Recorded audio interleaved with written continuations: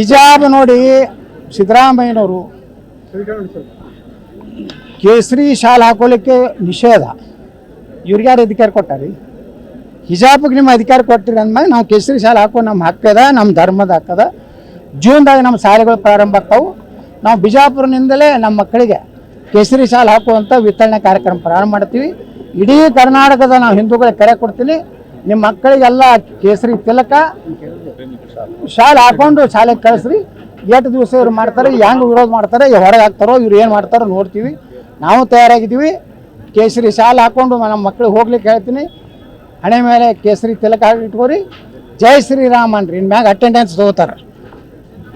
Mallanagouda Patil yes sir ಅನ್ನೋದಿಲ್ಲ, ಜೈ ಶ್ರೀರಾಮ್ ಅನ್ನೋದು.